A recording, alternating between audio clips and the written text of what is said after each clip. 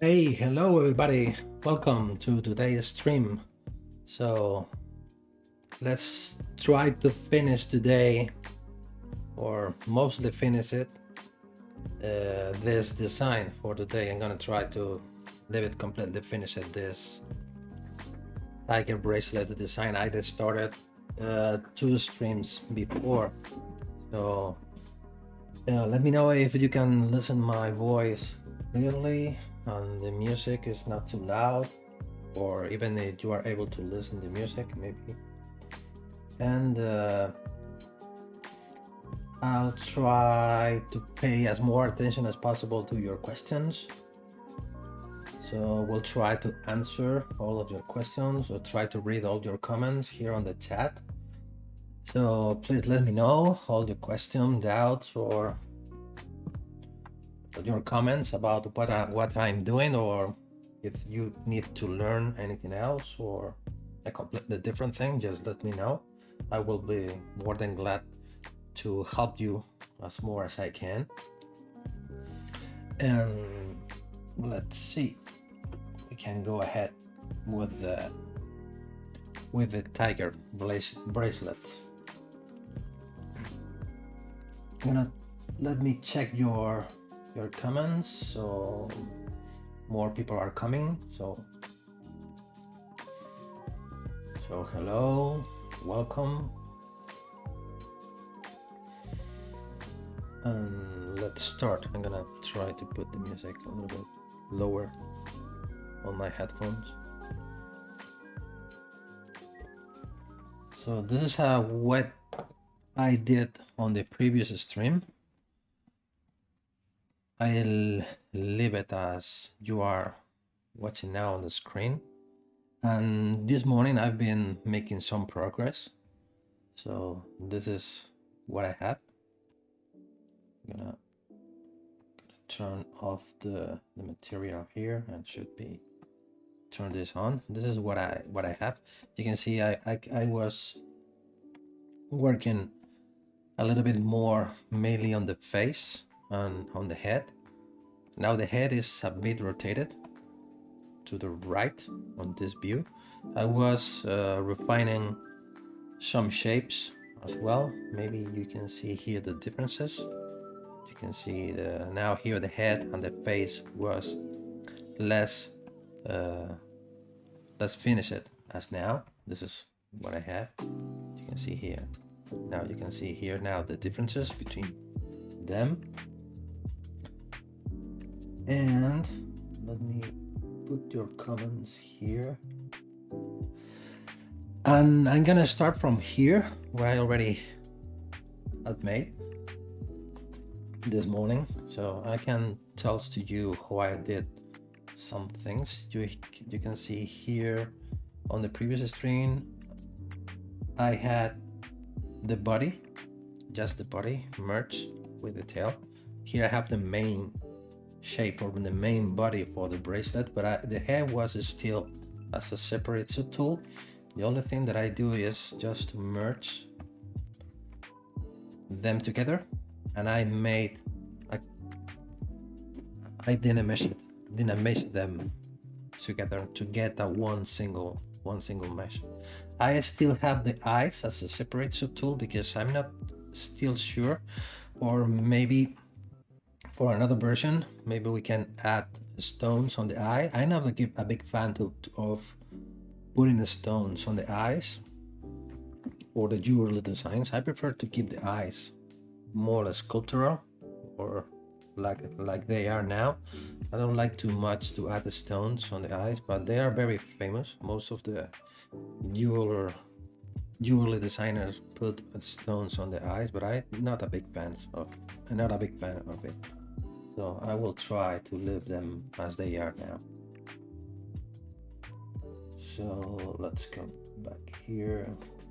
Okay, looks like everything is working fine. So I was making, click on the solo mode here. This is the body, and I was making the extraction, the necessary extractions. You can see them here for the enamel, the necessary gaps. for the NML. I was explaining how I made them on the previous stream. So just using the precision extract plugin, where is it? Here, to extract around 0.6 millimeter here. I'm gonna zoom in here. Let's grab the transpose line, and here you can see we are having 0.6 millimeter here. Here we are reading units. If we go to the scale master first and set the scales as in units first, so we are going to work in millimeters. So just clicking on millimeters, then you will be able to read here your measurement in millimeters. So this is a 0.6 millimeter depth gap for NMLing, or put NML inside. And the texture that you are watching here, you are seeing here, it's because I like to apply this kind of texture. Going to using the surface noise, I am using the Voronoi texture option to apply this kind of roughness at the bottom of the gaps. So, but the noise is not still applied. If I turn it off, it disappears. So I need to apply it to the mesh first. Maybe I should apply it. I need to reverse it. Let me check first. Okay, yeah, I'm watching this subtool. This is not going to be necessary. So let's come back here and back to edit, and let's go to the microphone a little bit closer. So here we are applying a positive value. So let's apply a negative value here like this. So let's apply to the mesh.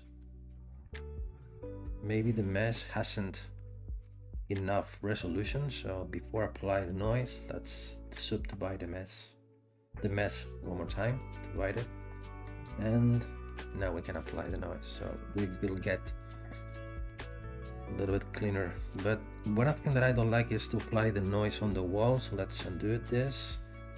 Now let's turn this off, and I already have polygroups. I'm gonna be isolating. No, not this polygroup. The polygroup from the inside. I'm gonna select this one. Let's turn this. All of them. They are not symmetrical. That's the reason why I need to be one by one, clicking on each one individually.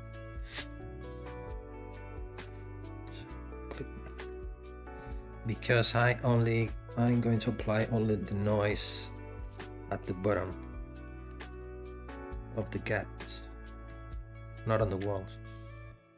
So here, and you, and that's it.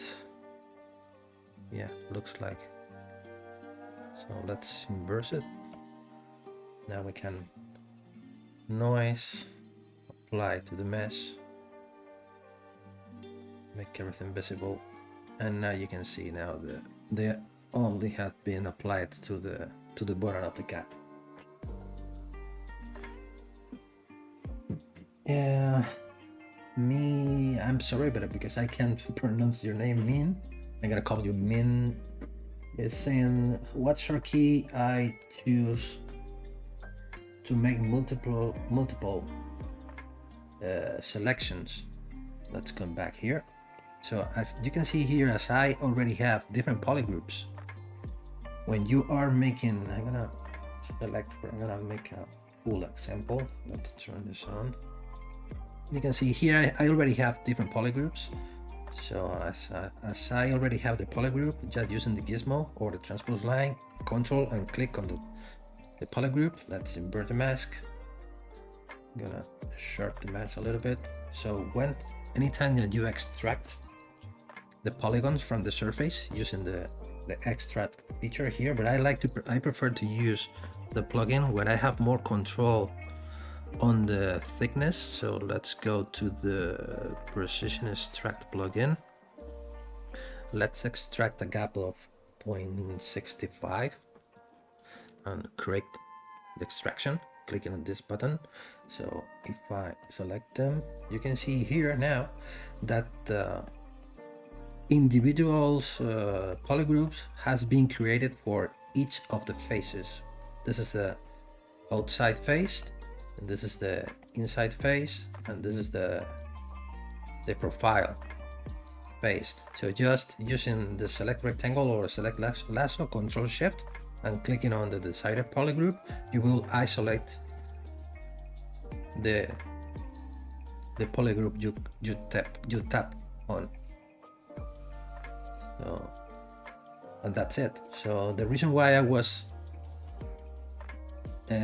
having to being clicking one by one is because before leave the extraction as they are by default, I do is go into series measure, keep the groups, and make a new mess, clicking on the series measure.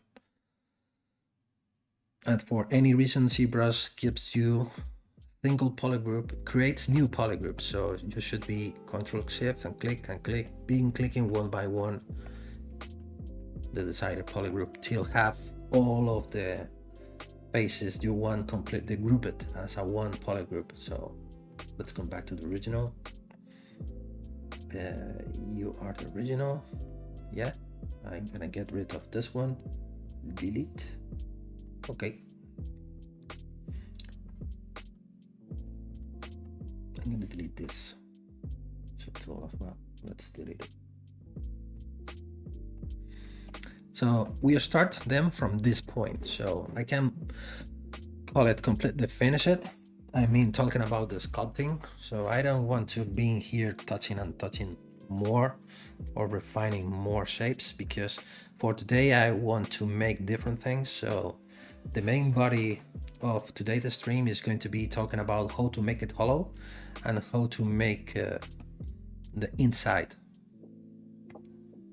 We can call it gallery or the cover for the internal gap. Let's see how it works. I know Bad Cat, very cool extract from the stripes. Yeah, thank you. I was just painting one by one with masking, and then you can use the precision extract plugin to have control over the thickness. Yeah, maybe the jewelry making could inlay gold, silver in the stripes. Yeah, they can. Or even maybe the stripes in this cases they are going to be a little bit small, because here we are talking about here. If we take a measurement from this point to this point, we are talking about less than a millimeter. We are talking about 0.7 millimeter. So maybe it's going to be a bit difficult to be here inlaying small pieces of a different metal, but depending on the goldsmith. But it's you can do it, and also you can cut individual stones, and you can apply a stone like onyx or another different or any other black stone. I missed this one. I noticed it. So let's come back to the noise, apply it, and that's it. Yeah, you can apply different methods. You can apply enamel. You can apply small pieces of stone, onyx, or another black stone, depending on the color you like. But for me, this plugin is very important to have the to be more precise on the extraction. So we know that we are having 0.6 or 0.8 or 1 millimeter depth gaps, depending on the kind of process that we are going to make. It's going to be necessary to apply a different thickness. So this plugin is going to be very useful in case you are making jewelry or any other stuff related for 3D printing. So this is going to be very useful. The music I'm playing is for Bracelet. It's You can find it on Google, like the food Bracelet.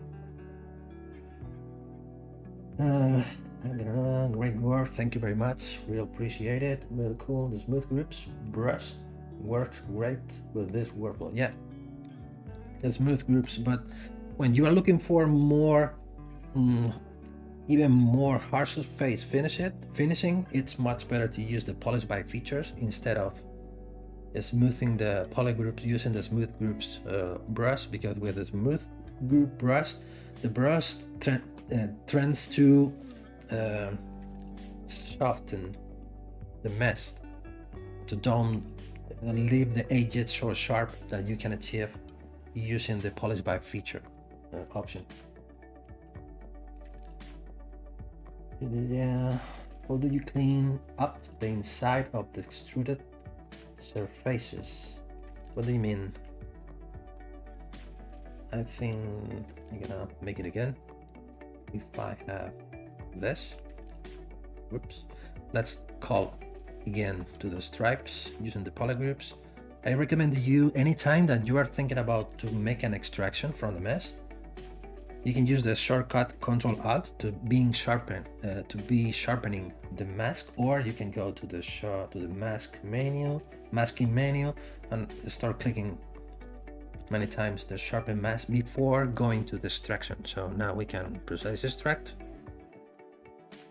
Let's go to the extraction here, and maybe I thinking that you are referring to this border. You can see now it's a bit not too much regular. You can see here this bumpy surface, not regular, not straight, not clean.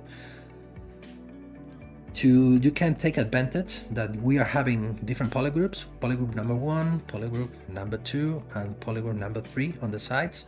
Just using the polish by features, I like to keep the cycle open, and with the small touches you can start polishing the surfaces individually, so you will get much more cleaner surfaces.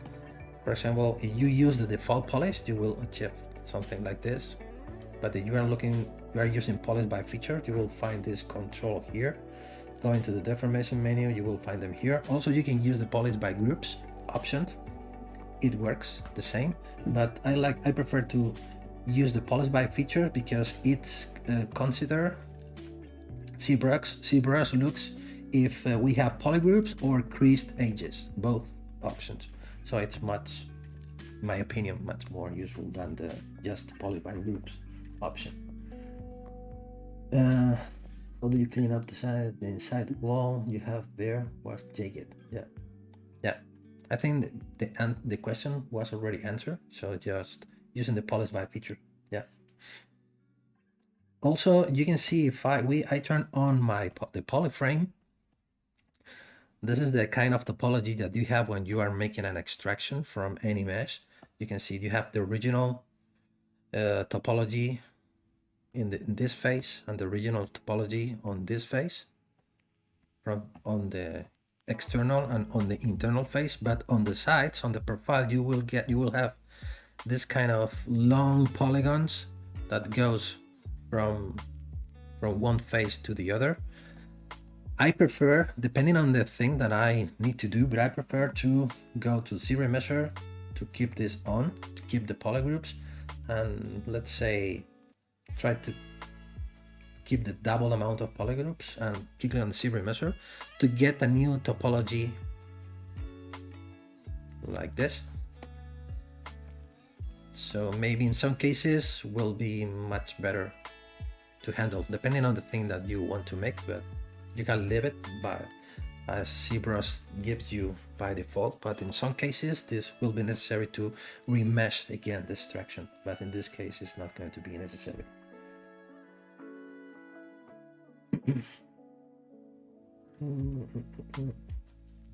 Bunny GR25 asking, there are any way to make links on ZBrush like really precise, depending on the kind of precision you are looking for? But yes, it should be able to do it depending on the kind of links that you want to make. But you're talking about precision, talking about measurements, about thicknesses or distances. Maybe you can give me more information. Maybe I can give you more information too. Yeah, measure. Yeah, it's able to create. For example, let's see. I don't have a lot of experience making links or chains. I'm gonna keep this as the. I don't want to remove. Yeah, I want to delete this one. Let's come back to this one. Yeah. For example, for a link, depending on, for example, you think about, for example, you are. Let's start from a cylinder. We have the cylinder here. Let's make a polymesh. And for example, you have in mind what you want to do is a link of, let's say, let's start painting here. A link, more or less something like this. Let's do a simple link, just for me talking about an example. So if, for example, you are looking to create here, I don't know, let's say, let me check some measurements. So how big could be the link? Maybe 10 millimeters, depending on the kind of chain you want to make. Let's say 0.8 millimeter, for example.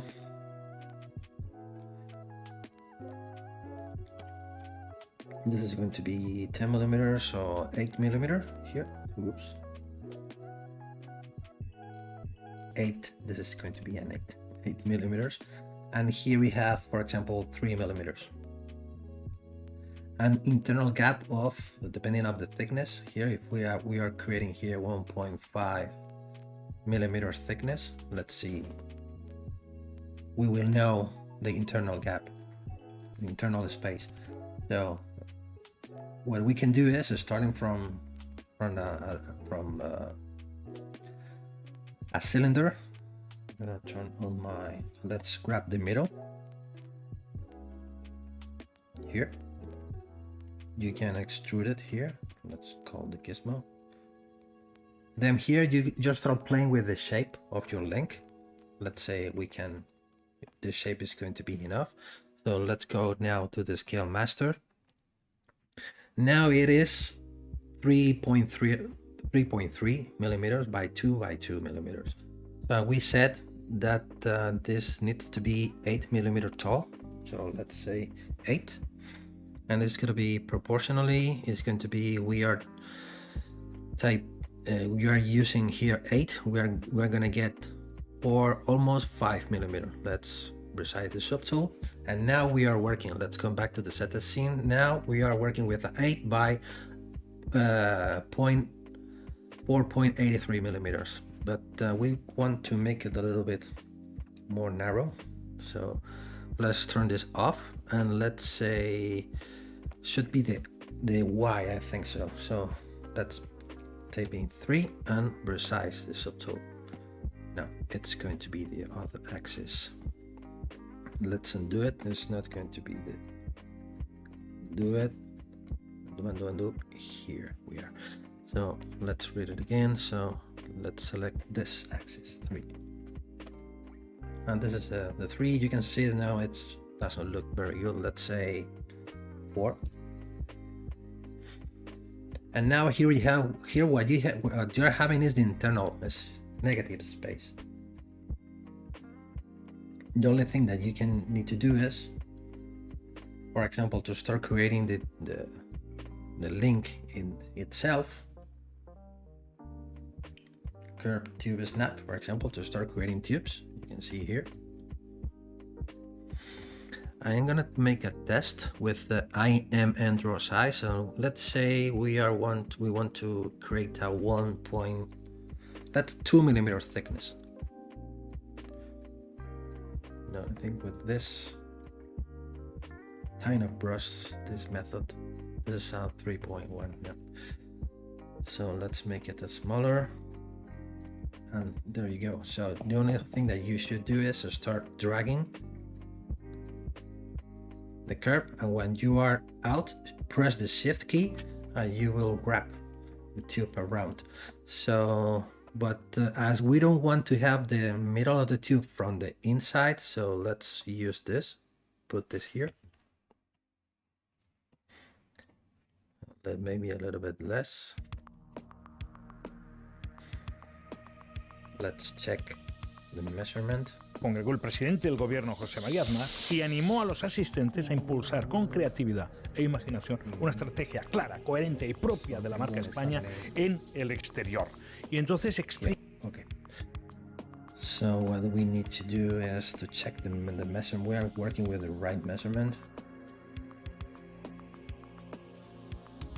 Here we are having 1.7 millimeters. So from this point you can make it bigger or smaller, and then you will get your link with internal gap. Yes, now you can use, for example, you can go to deformations and you can apply some twisting here. My keyboard is almost dead. So like this, so you want to start here from this point, you start creating your links, your necessary links, and that's it. That is the main idea I have. Immortal Gaming is what we recommend for the sparkle effect. For the diamonds. For the diamonds, if you are looking for a sparkling effect, it's much better to use Keyshot. For rendering, I think you are talking about rendering, much better to use Keyshot instead of ZBrush. Because with ZBrush, it's not able to achieve very realistic sparkling effects for the stones. Scale Master, yes. With the scale, you can work with the Scale Master in combination with the IMM draw size to control the measurements, and with the transpose line, you can be here taking measurements to start creating to have under control the measurements during the sculpting process.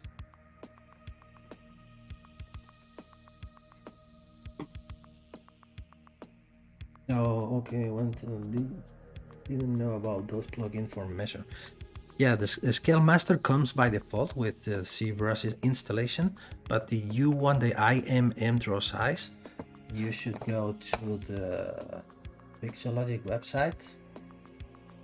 I'm gonna add the link now in the chat. You should go to the support, resources, and plugins. I'm gonna add this link on the chat.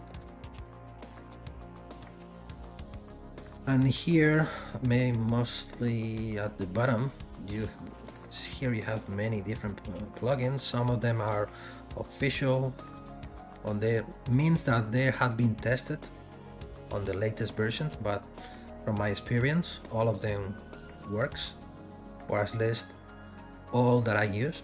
So you can go here and you will find it here. The IMM draw size. When you will have under control all the insertions that you make with any insert brush, or the precision extract, the same I was using before, to have a precise extraction from the mesh. Calibration distance is only a plugin. No, it's not a plugin. For example, let's go. You start from the gizmo, right? So the only thing that you should do first is to select the units that you want to work with. So for example, let's click on millimeters. So at any point when you change, you can use this icon, or using the Y from the keyboard, you will switch from the gizmo to the transpose line. So once you are having the transpose line, you can start taking measurements from one point to point. So from the beginning, and when we are talking from the beginning, I am talking about this point, not this point. So I mean the center of the circle. So from this point, from here to here, here I'm having 4 millimeters or 4.1702 millimeters. And for example, from this point to this point, I am having 7.9, maybe we can say 8 millimeters. So just be sure when you are taking measurements, always keep the shift key pressed to avoid to do things like this. I'm gonna try to make something wrong. Here you can see that some of the circles are bigger than the others. Here this one is bigger than this one. That means that the line is not completely straight. It's not completely straight from the camera view. You can see it's not as it goes from one point and another point goes behind. So that's the reason why when you to take a completely straight measurement from point to point, it's completely necessary to, when you are creating the line, keep your finger on the shift key. So to be sure that you are here I'm having 1.7 millimeter. If I want to make it bigger, let's make it bigger. Now let's take the measurement again. Here we are working now with 2 millimeter thickness wire. ZBrush is able to take measurements from the outside. So when now we are clicking here, ZBrush is reading the distance between this point and this point, and between this point and this point, and from the front and from the back.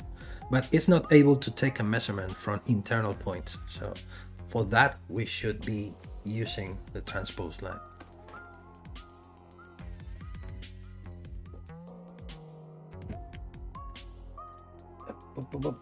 That's really helpful. Yeah, glad to know that. So let's come back to the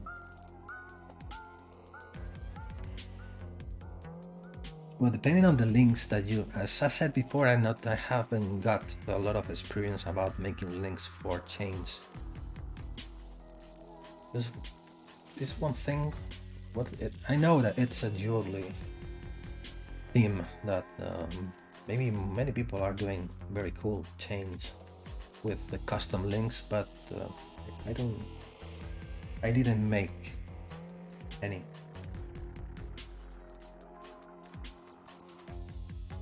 Okay, Life with the Step is asking, who do I get about resizing my rings in ZBrush?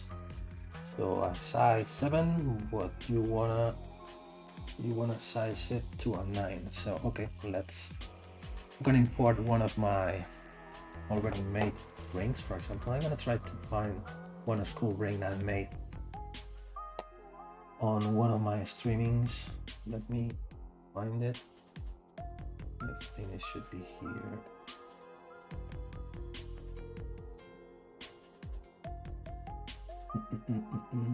Should be here.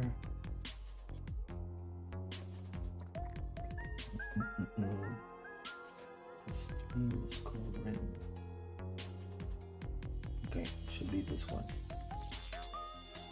Okay, this is the ring, one ring I made during one of my streamings.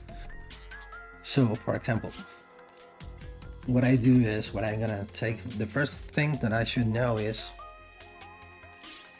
which is the distance or the finger size or the internal the space for the finger of this ring. So what I do is I'm gonna pin, and maybe we can say that to take or to work with measurements inside of ZBrush, the best way of to do that is working with changing measurements based on subtools or meshes.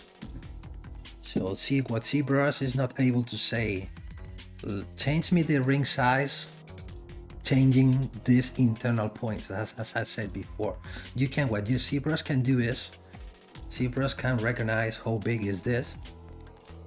I'm gonna put it like this, in perspective mode, more or less. ZBrush can know the distance between this point and this point, between this point and this point, and between the highest point and the lower point. ZBrush can know that using the scale master. If I go to the scale master and click here, this is what we are having: 23.32 millimeters by 28.47 by 31.10 millimeters. But if we want to change the size, we want to change the internal gap. ZBrush is not able to read internal points, as I said before. The way of fix this or to solve this, what I do is append again a cylinder. Let's make it smaller.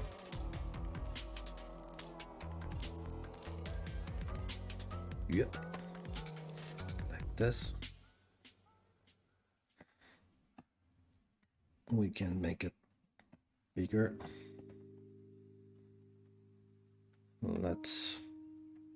You need to fix it to the internal.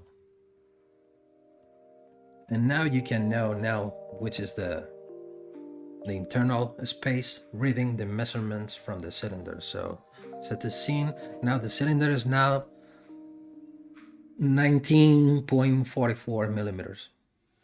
So if you are looking for to make it bigger, the only thing that you should do is, for example, you need to go from 19.44 to 21 millimeter, for example. Let's keep this. This is going to be very important to keep this active, because the reason why I keep this active is because if I change one axis, I will get the other two automatically according to the new value. So let's click 21, and now in this case this button is going to be very important, because if I change the size of the cylinder, I'm going to change the size of the ring accordingly with the new measurement. So let's click it here, and now we have another size. If I go here, if I make a duplicate and I undo, let's go to the here, no, here, one step forward. Here I have two measurements from the same ring. So the answer is using cylinders.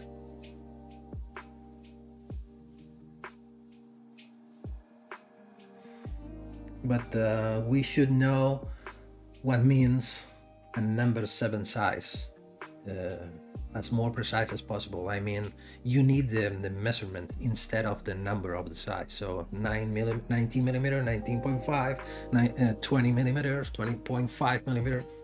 So, and that's it. Maybe the method looks like a bit not very orthodox, but it works.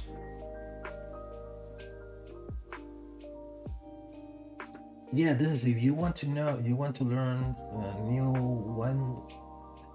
I have a lot of problems to pronounce your names. Nef Wenre. You can go to my YouTube channel. I'm gonna show you channel, and here on my YouTube channel, here you have the whole process from the beginning till the end, also with the rendering process to create this ring from scratch, step by step. Yes, the light boolean technique. I know I have practiced it many times. Yeah, I love the live boolean. That maybe it's one of the features that I like the most of ZBrush. It's very powerful. Yeah, really appreciate it. Okay, you're welcome. How do you stream apart on Twitch? No, I never stream on Twitch. I only made a few streamings on YouTube months ago. Yeah, I have a I'm gonna leave you my YouTube channel as well on the chat. So let's go here. My channel. Maybe I can go here. Maybe I'm gonna copy a directed link on the browser, and I can put this is going to be my YouTube channel, my personal YouTube channel.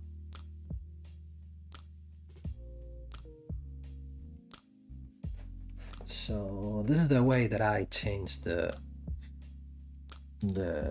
ring sizes. Of course, we are talking about how to change a ring size from an existed ring. For example, if you start from scratch creating the master size for your ring, now you can use this useful plugin, the ring utility ring. Let's go back here. The only thing that you should do here is select the size, US size or millimeters. For example, if I am thinking about to create one ring for myself. For myself, I used to have 19.5 millimeter. So the thickness of the band, so maybe 4 is too much. Maybe let's say 3, and the width.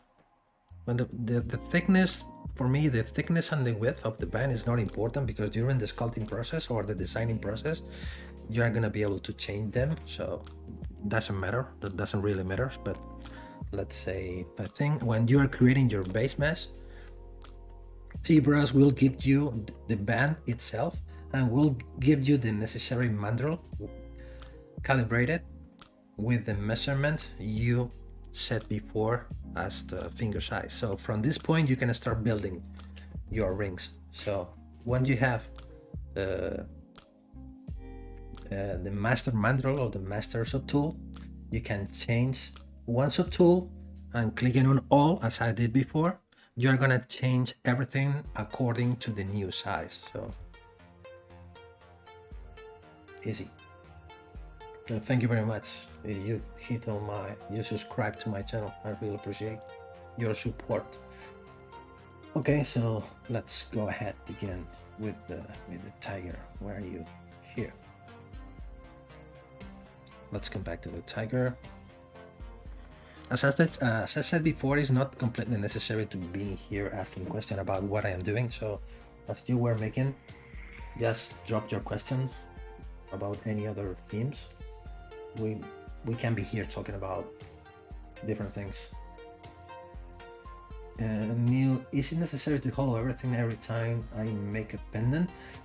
Yeah, as far as I know, based on my experience, when we are talking about jewelry, maybe we can say 90% of the cases it should be hollow inside to save money with your metal waste, with your metal investment.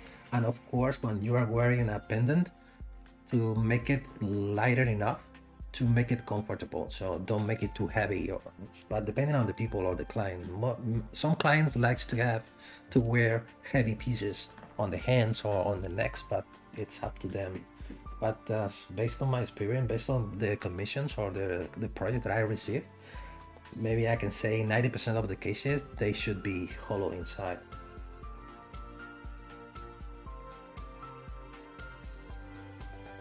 Yeah, I just scooped out the part that felt thick.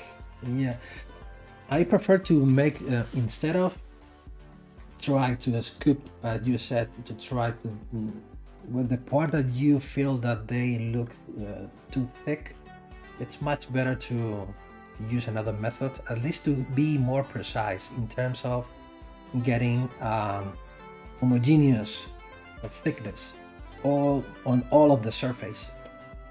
Because when you are rubbing on the surface, you don't know how far you are going. Maybe you are thinking you are removing enough material, but maybe on some point you are leaving the walls too thin, and you are going to have problems on printing or during the casting process. And Fexter is asking how you can change the orientation of an IM brush. Yeah, simple. For example, I'm gonna here I have a diamond.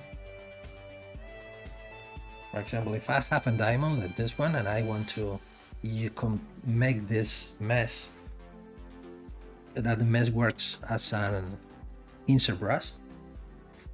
The only thing that you should know is that the canvas is going to be the surface of your mesh. So if we are putting like this, and we go to brush, create insert mesh, and you tell to ZBrush we are looking to create a new mesh. We are creating a new. For example, now go to nanosphere.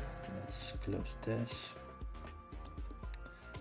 Let's grab the sphere. Let's convert to polymesh. So now you can see now it's completely perpendicular, completely vertical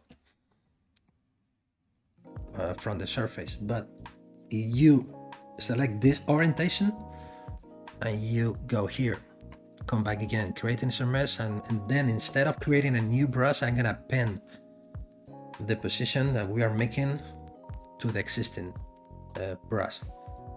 Okay, so now we are having two options. So this is the right option, the number one, and the number two you can see here is not on the right position. So you should be considering the canvas as the mesh is going to be inserted 90 degrees based on the canvas that you have behind. I don't know if it is clear or not. Maybe I can try to explain it in Spanish if necessary, because most of the time it's difficult for me to make explanation in English. And life with the stuff, when you hollow out a ring, do you only hollow out the top? Yes. So like with this ring you're working on now, do you only hollow out the entire tiger, or this is not, it is going to be a bracelet. This is not going to be this is a big piece. I think you can see here, this is the mandrel I'm using. I think I set it up. This is 16 millimeter. That's going to be more or less something like this, just to fit in on my wrist, more or less, something like this. So the bracelet is going to be a big piece. So in this case, it's going to be necessary to hollow out as more material as possible. But you can see here on the skull ring, most of the time, depending on the metal that you are going to use for casting, you can see here I hollow out the main volume of from the cranius, but it's not necessary to make the band thinner, because this is going to be cast with silver. But in some cases, when the client is looking for big design, a big gold design, in some cases it's going to be necessary to hollow out as more material as possible. So it's going to be necessary to carve also at the bottom of the band, depending on maybe the answer for that, depending on the metal that you have planned for the casting.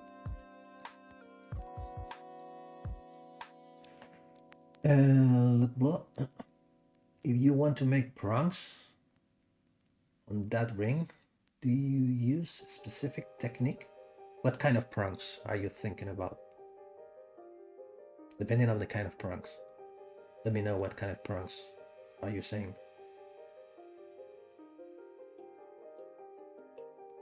Make the lion hover. I don't like that kind of things.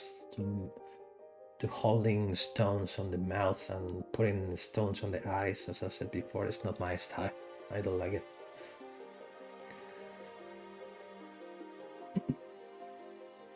Is your ZBrush made for 3D printing in metal, or do you create like molds to pour into metal? Yeah, when I am creating, for example, in this one, maybe I have some pictures. I'm gonna show you some pictures of the process of this ring. They should be here somewhere. Find them. Maybe I have some.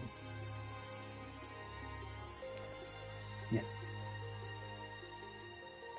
I'm gonna show you this. You can see here, this is what I do is, when I have the model completely finished, I export it into STL format and I send it to the printer. In this case, it's a printer that uses wax as a printing material. So once you have the mold, when you have this, in this case, this is not a mold, this is the original, this is going to be the first model for casting. We use the lost wax method for casting, so we will change the material from wax to metal. So maybe there are a lot of information on YouTube about the lost wax process or jewelry. So that means that we don't go directly to the metal. So we have an intermediate stage where we are printing the model. In this case, this is wax, but you can print it in resin as well. And then you melt the resin or the wax, and you pour the metal inside of the mold, and then when the metal is cold, you will get the metal piece.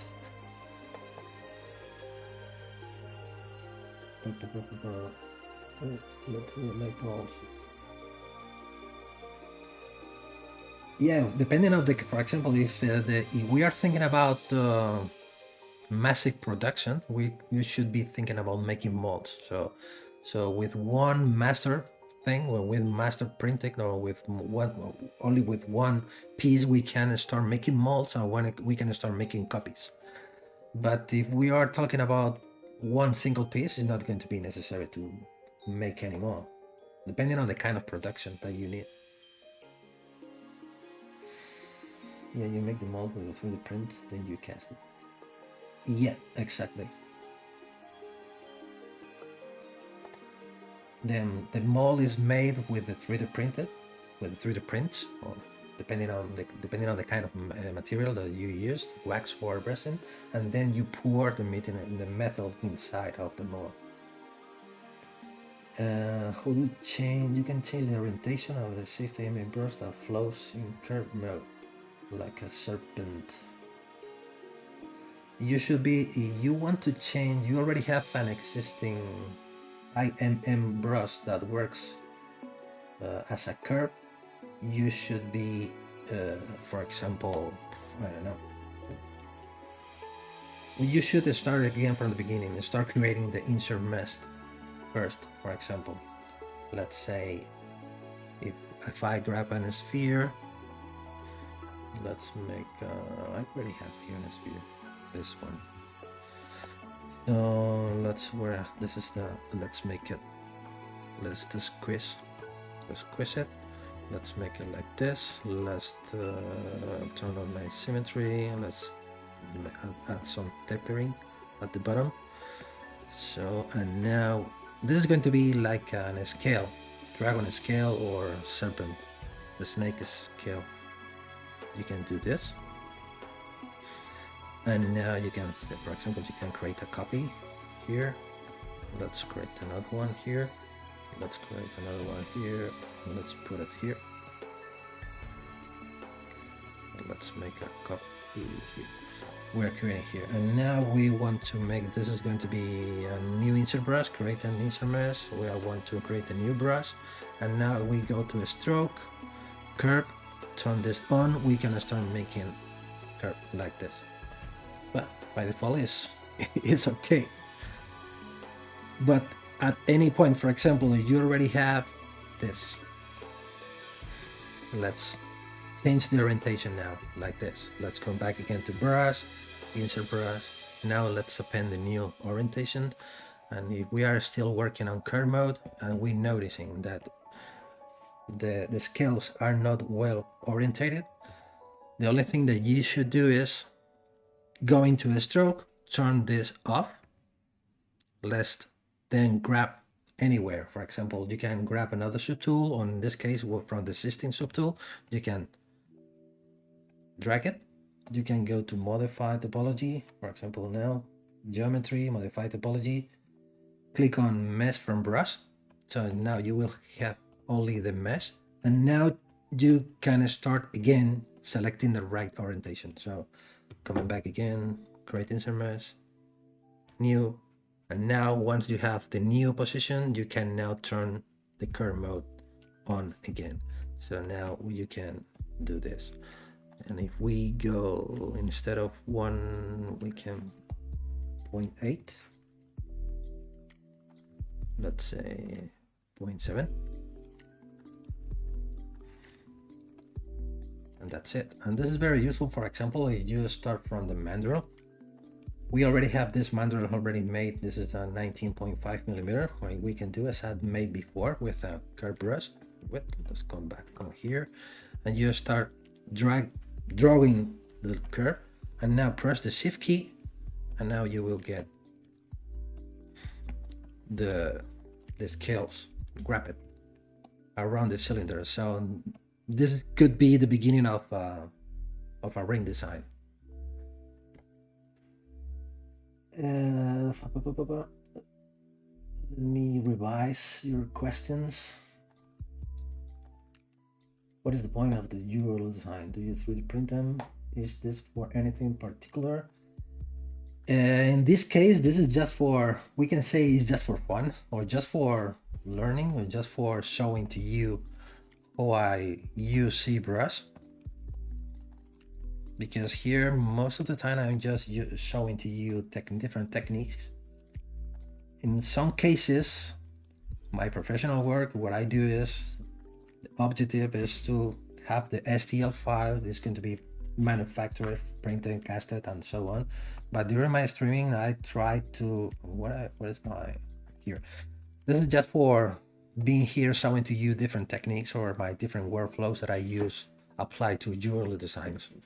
So in some cases, if I like what I get, maybe I can start thinking about to start manufacturing the design. But at the moment, it's just for showing to you the ZBrush techniques.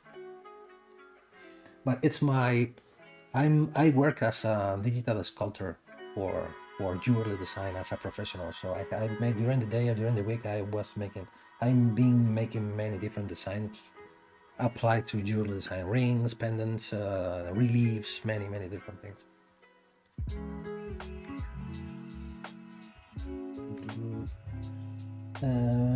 The regular prone to set diamonds.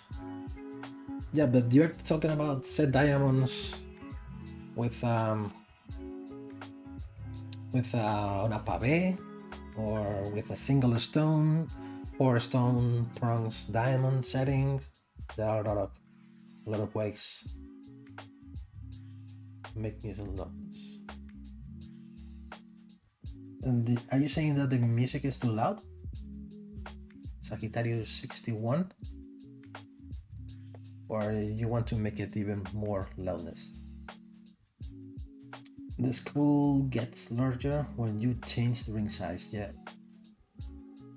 To maintain size and change the ring rail only. Yeah, you can do this. Let's come here, right? This is one, and this is the other one, right?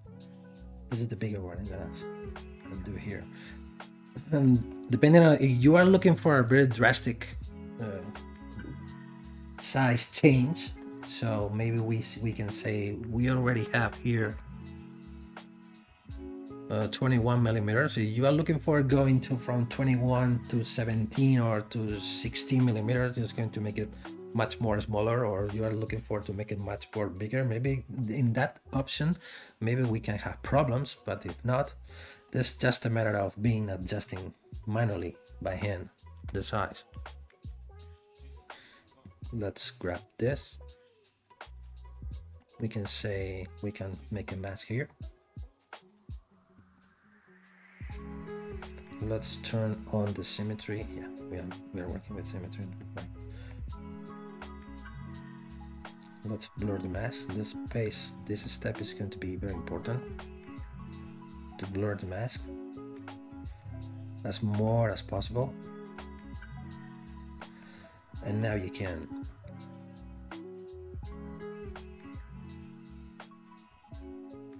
send it to the center. In this case, I'm gonna show you, explain you a trick. I made one mistake, because when you are making rings, I always recommend to you to keep the mandrel, or the master subtool as I call it, in the center of the workspace. So I'm gonna send it to the center. This is completely in the center, so it's much better to move the design instead of the mandrel or the cylinder. Never move the mandrel. Always try to keep the mandrel in the center. So like this. So let's come back again to the masking. Let's grow the mask, blur the mask, grow and blur.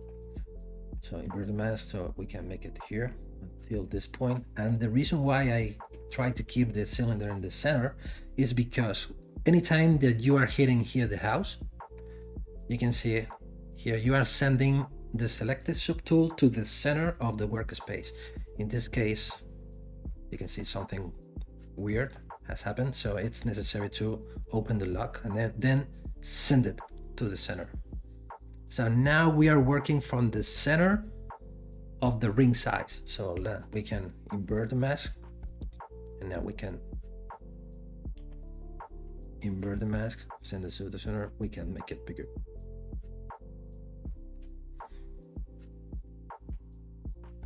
The cranius should remains the same, so we can make this.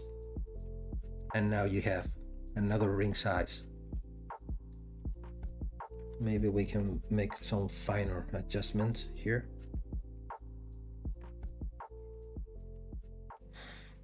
And now here you will get the new ring size. Let's duplicate it to see the differences.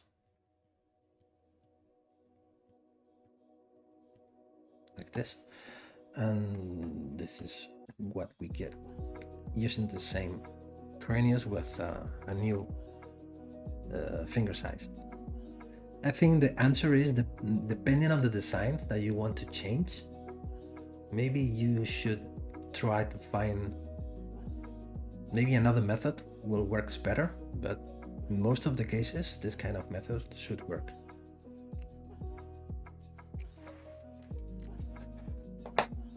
The key here is keeping the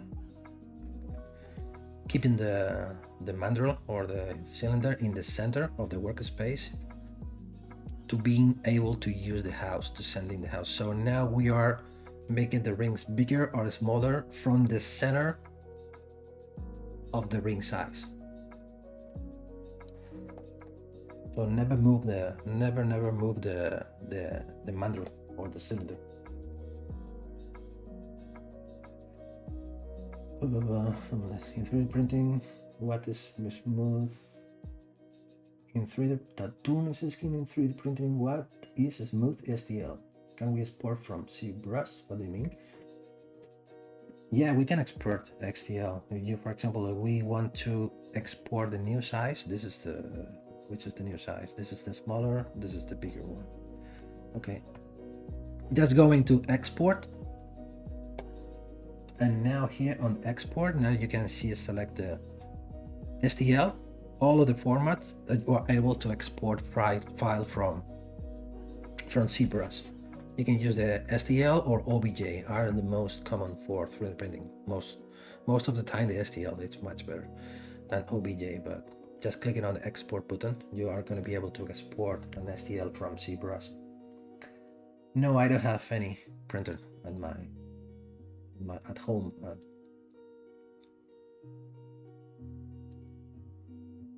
You also, thank you very much for following me on Facebook. Do you Dynamesh once you have merged also tool before decimation? Yeah, most of the times I use Dynamesh.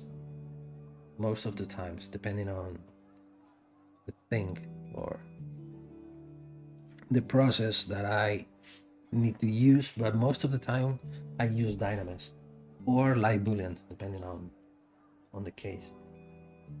What is the best approach if you need to add more details or change geometry strongly enough, but you already have a lot of polygons? You need to yeah, I think you need add more details or change geometry strongly enough, but you already have a lot of polygons. Dynamesh of sequences. I don't know what you mean. Let me read your question again. What is the best approach? You need to add more details or change geometry strongly enough, but you already have a lot of polygons. Depending on the kind of topology that you are starting, depending on, maybe you can use even Sculpting Pro, but I don't know. Maybe I would need a real example about what you are looking for. How to make a necklace contains a made coin. The thing is, can you give me some idea how to make a necklace contains a made of coin? I don't know. A necklace. Necklace is like a bracelet, like a pendant. Check the word. It's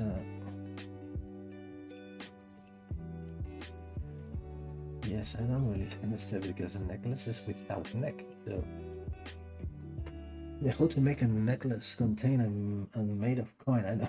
I'm sorry, but today maybe my brain is not working very well, but I don't understand your question as well. Then you make how to make a necklace contains and made of coin. I know. I think the question is how can we increase the density in a specific area of a tool which has already multiple subdivision. I'm not sure about that. I think you will want to change your current layer now, add more tiny details. Oh yeah. Yeah, for example, in this case, yeah, now it's clear. Yeah, for example, if we are looking for example, here. Now I am working with 2 millions. This is a dynamis. This is already a dynamis. You can see this is a dynamis. It is composed by 2 millions. Maybe here we are gonna get enough resolution. But if I need even more polygons to make more complex details, for example, very tiny details, we have 2 ways. Always inside of ZBrush, you can stay in dynamis, or you can series measure, make a series measure, project the detail from the original to the new series measure, then start subdividing the mesh till reaching the necessary amount of polygons that you need for the details that you want to create. But for example, in this case, what I will do will be to try to make the process shorter and don't be here series meshing, projecting, subdividing, and so on, because maybe at the end it's not going to be, they are not going to be necessary my subdivision levels.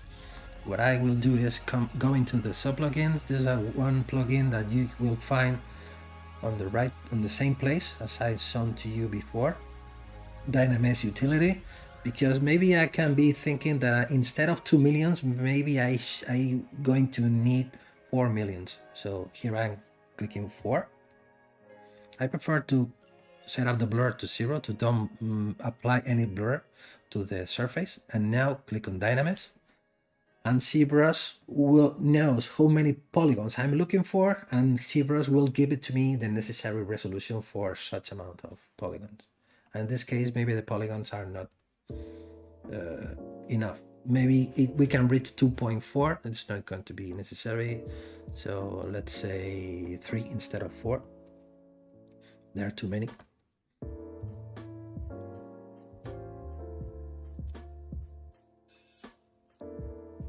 And this is the maximum amount. Almost we are reaching 3 million. So well, now with 3 millions, I can start creating the small detail I am looking for. Or we can make the opposite. For example, I'm thinking I'm having too much polygons. I can go to the Dynamesh utility and let's say to 1. Clicking on Dynamesh, and ZBrush will give to me 1 million. Here you have 1 million to work with. So my answer is I recommend you to use this plugin. This is very useful when you are managing poly counts with Dynamesh. It's going to be very useful, and that's it.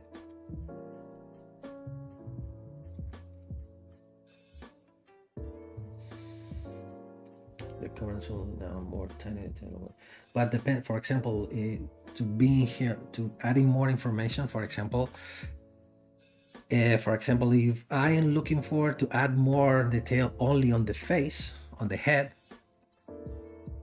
it hasn't sense to keep the head attached to the body as a single mesh. In this case, we can be thinking about to split the head and working with 2 different subtools. One of the subtools that needs less detail, it will have less polygons, and then the head that it's going to be necessary to add more detail, then we can subdivide it more times or working with more resolution on the head. So This could be another method. So I split the head from the body and start subdividing the head as a separate subtool.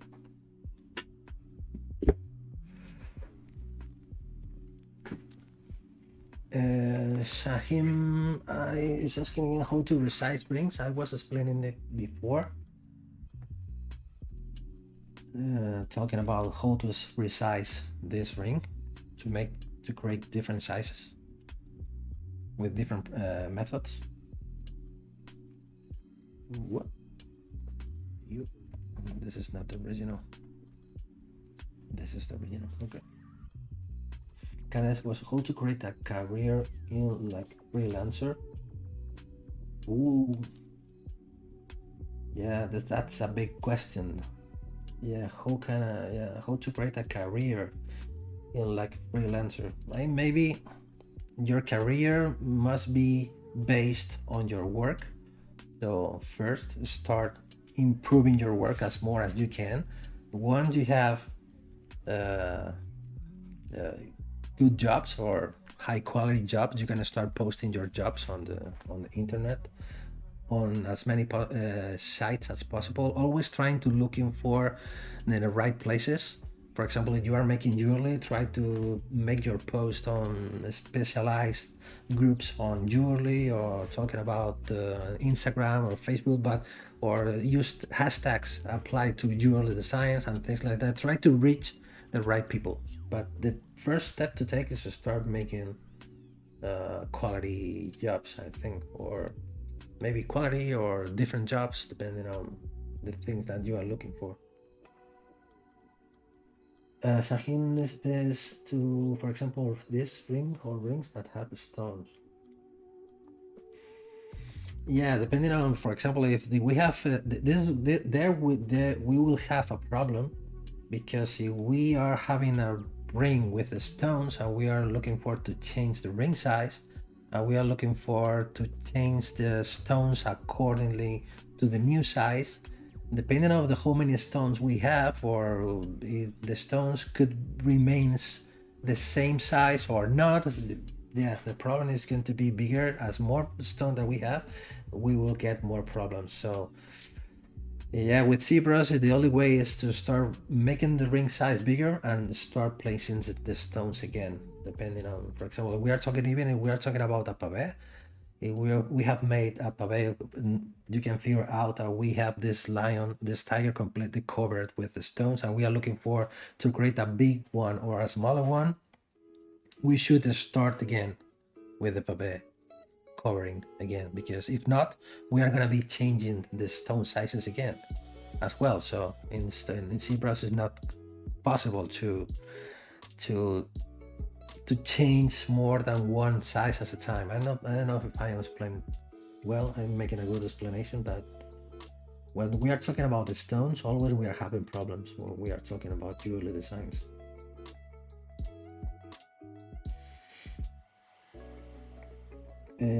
Sonieta me está asking in Spanish, ¿cuánta profundidad le das a una pieza a la que quieres meter un esmalte? Sí, eso lo estaba explicando antes, y lo puedes hacer con este plugin. No, perdona, con este plugin, y normalmente la profundidad que le doy es en mínima 0,6 milímetros, de 0,6 y 0,7. Puedes revisar el vídeo al final de la retransmisión, quedará listo en YouTube, lo puedes revisar y ahí ves cómo funciona este plugin. Y gracias por preguntar. Okay, so let me check if there are more questions. Let me revise again the question about how to resize the rings.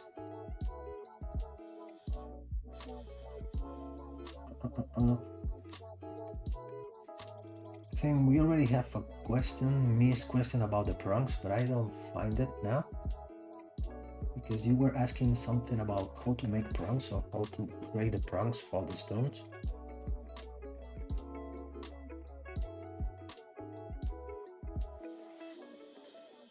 I don't find it.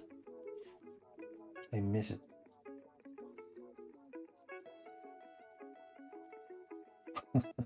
No, podemos hablar en español, no hay problema. Podemos. As I was saying in Spanish, something that I already said before about how to create precision extract for the enamel gaps. That's the reason why I was talking. I was explaining it again in Spanish for a person who was asking in Spanish. So there is no problem if I have to give you an answer in Spanish, no problem.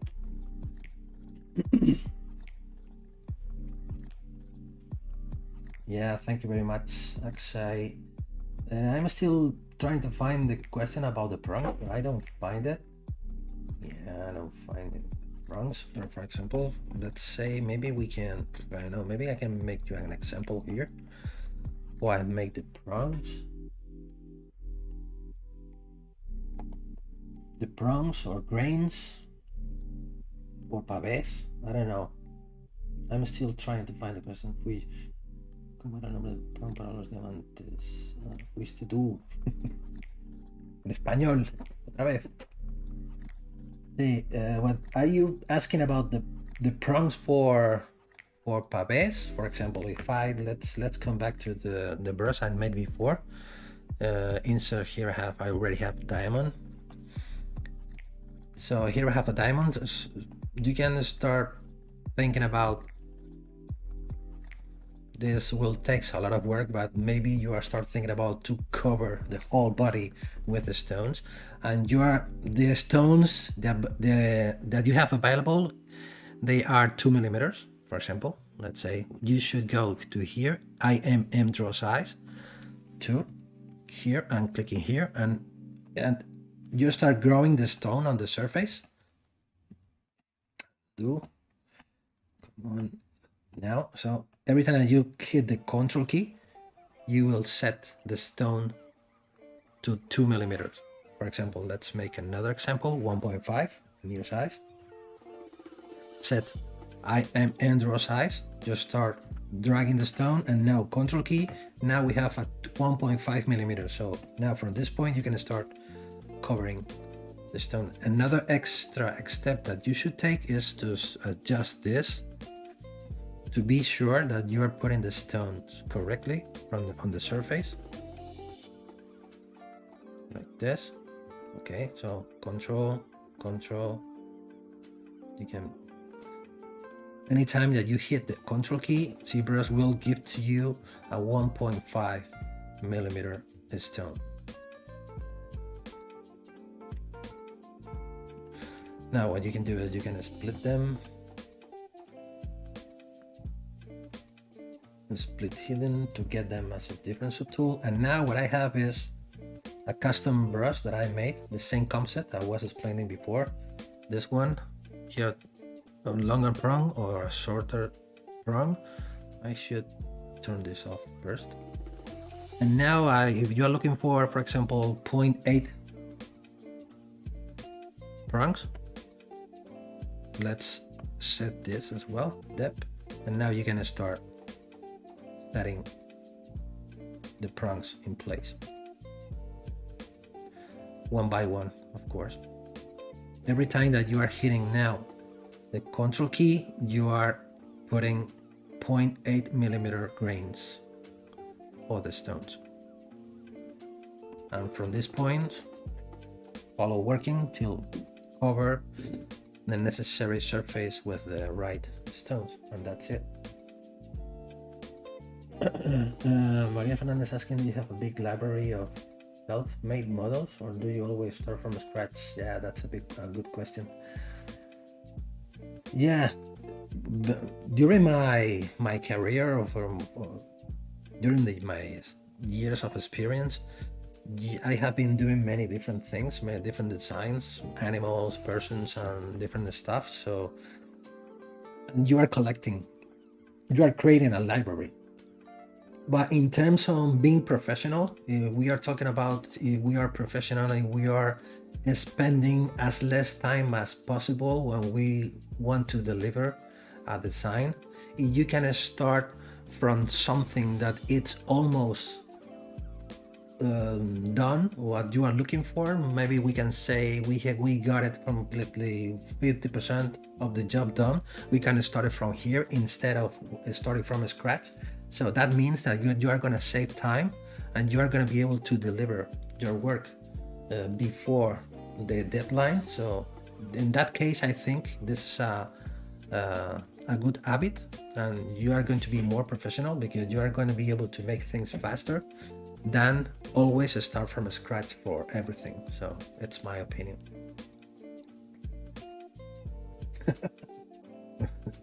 Yeah, you should buy it. You know that the way that ZBrush has, of the way of working that ZBrush has, is completely different than any other existing purely CAD softwares. But at the end, based on from my experience, you are going to be able to do everything. The only thing that is going to change is the way that you have to do the things. So instead of working things like this, you should do them like that, and that's it. But at the end, you are going to have the same result. You're going to have ready for printing file, so you're going to have the same problems on casting, the same problems, and so on. So inside of ZBrush, you're going to be able to do almost, well, I can say everything instead of almost everything. Sahin, it does not work my gem cutter or looping surfaces. Sahin is saying, you are saying that your hand cutter doesn't work? Looping, let me translate your question. Today I'm feeling a little bit dumb because I don't understand any of your questions. I'm sorry. I don't know, maybe. I'm sorry, it's my fault. And yeah, it doesn't work on sloppy surfaces. Do you mean in curved surfaces? I guess. Yeah, that is the most powerful thing about ZBrush. We are talking about jewelry designs, of course, but also you can do non-organic designs with ZBrush as well. As I said before, the way you'll do them is completely different, but at the end you're gonna have the same thing, I think. That's my personal opinion. Your pen cutter doesn't work on, maybe the reason why it should work, because I only have here my own cutter. Here, like this. This is the cutters that I use for the stone setting. Let's say let's come back to the ring. Where are you? Here? No, you. Right. Let's hide this.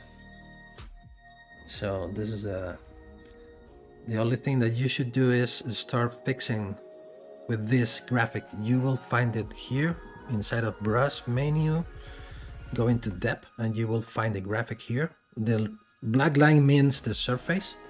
So then you will decide how depth you want to place the cutter on the surface, depending on the kind of cutters that you have. Maybe it's here. The next step to take is to set up the cutter size. So let's start thinking about to start setting as before 2mm stone.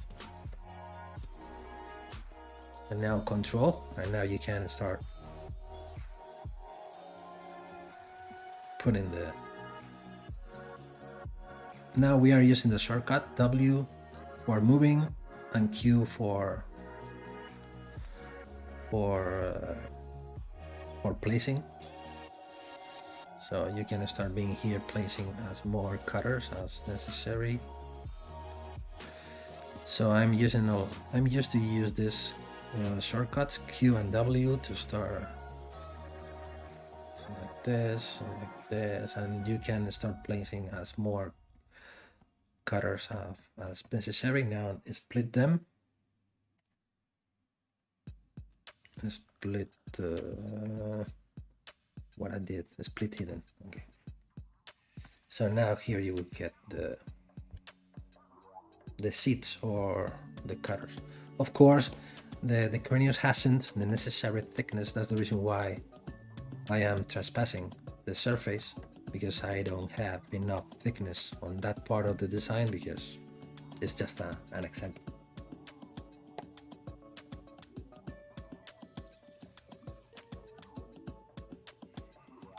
It's not completely on the surface. Thanks. So another question is, we're rendering in KeyShot.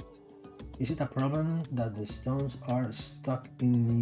Yeah, maybe you can have problems. For example, you are having as here. Right? No, this is not this one. Yeah, this. You can see that the stones are intersecting the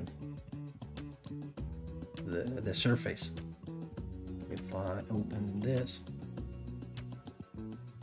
part of the stone is inside, and we are cutting the stone based on the surface. But inside of KeyShot, I'm gonna send it to KeyShot. I'm gonna turn this on.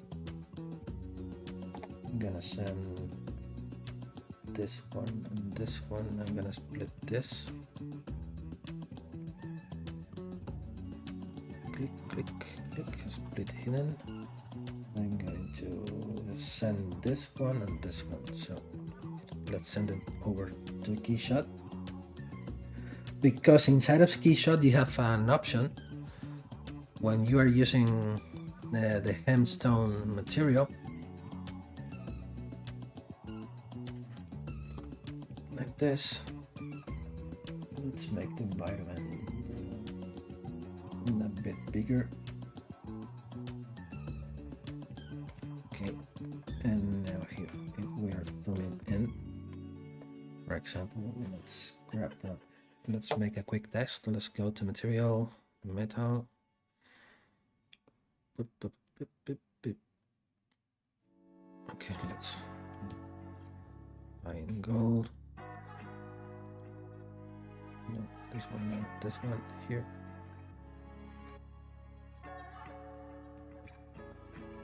I did. Maybe the units are too big.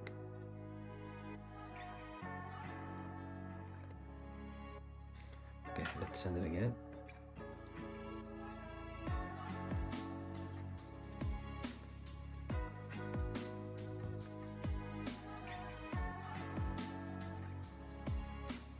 Okay, let's change the units first.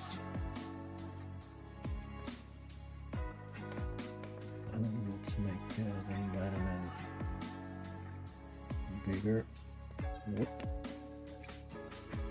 If I change this method, for example,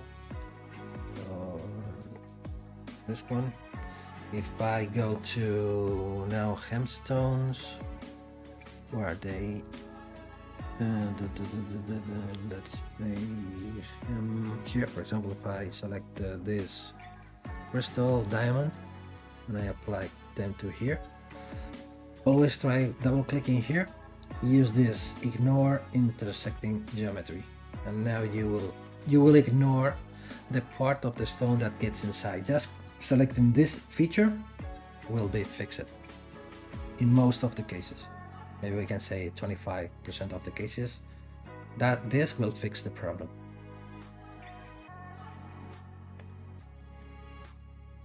Clicking this option or apply to this kind of material. Okay, let's come back to your questions. How many polygons will be enough for printing? Let's say no, this is not like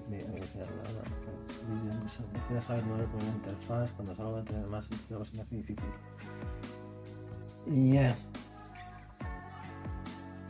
What you can say, I'm sorry, I'm gonna answer to you in English. So DD99 is asking that she's having problems when she changed from 3D Max to ZBrush.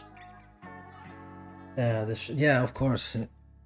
Every single program has its own shortcuts. This is going to be the same for all of the programs that I recommend to you. You can noticing that I don't using the small head that is here on the top right corner. I'm gonna turn it on. This is my cam view on. So maybe this will helps to you, because when you are using one view and you are looking for to change the view, just clicking on the arrows. You are double clicking twice, you are clicking twice on the arrow, you will select the opposite view. Maybe this should help to you to with the navigation inside of ZBrush, but I'm used to don't use this new feature because I'm an old ZBrush Sculpt user, so I'm not used to use this head. I would really like your work. Thank you very much, Chris Laser. Do you do your own printer or custom? No, I always understood for printing to the professionals, to other professionals.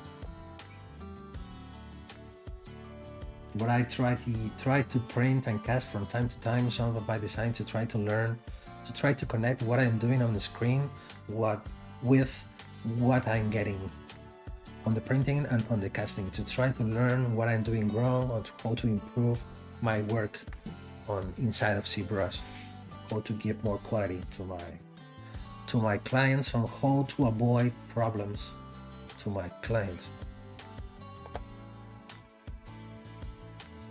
And how many polygons will be enough for printing? For printing, for example, here you can see here I have 3 different settings: 75,000, 150,000, and 250,000 polygons. So you will find them here inside of what is it?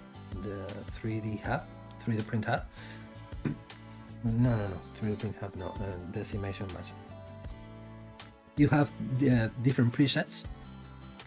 If we are talking about you are making a design with a lot of detail, maybe we are talking about jewelry. For me, in most of the cases, 250k polygons will be enough for printing if I am having a lot of details on the surface, and we are looking for to get as more precise surface as possible about what I'm seeing on the screen, about what I'm getting on the printed file.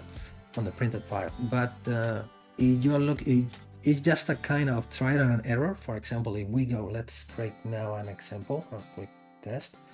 If we go here, okay, and now I'm gonna make the final boolean. Let's turn this on. Let's turn this on. So let's create the boolean for everything. Let's go to boolean. As I'm using dynamic subdivisions on the cylinder, I'm going to turn this on. Let's make the boolean. Yeah, I missed the eyes. Okay. Let's make it again. Here we are again. Close. Let's make a new. Oh.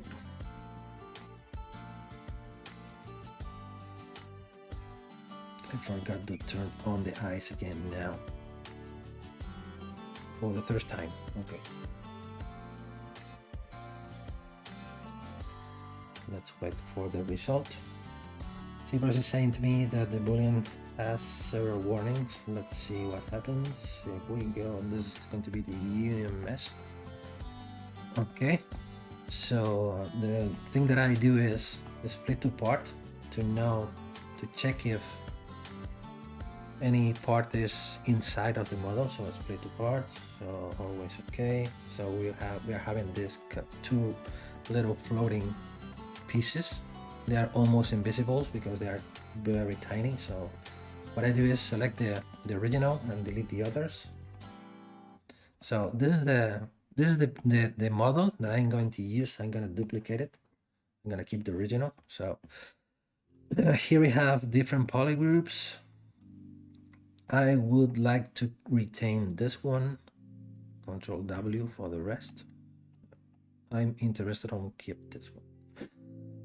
So if I have this level of detail, let's see what happens if I click on 250k polygons. So just clicking on one button, ZBrush will do the rest.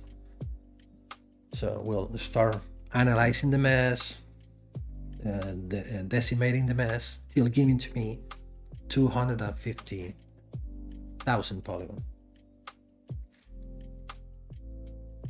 So let's wait. It is coming. Okay, ready. So now we came from here to here. can see here the differences from Dynamesh to decimated mesh. And what I'm seeing here, that the mesh looks almost the same. So the answer to your question is how many polygons will be enough for printing? As the answer is as less as possible. So as less polygons you send to the printer will be better to handle, so will be better for everyone. So I'm seeing that with 250Ks I'm not losing any detail. I go for the next one. Let's try this one. And if is it still good enough, okay, let's try to reduce one more time. 70 times. Now here I am starting watching some kind of imperfection on the surfaces.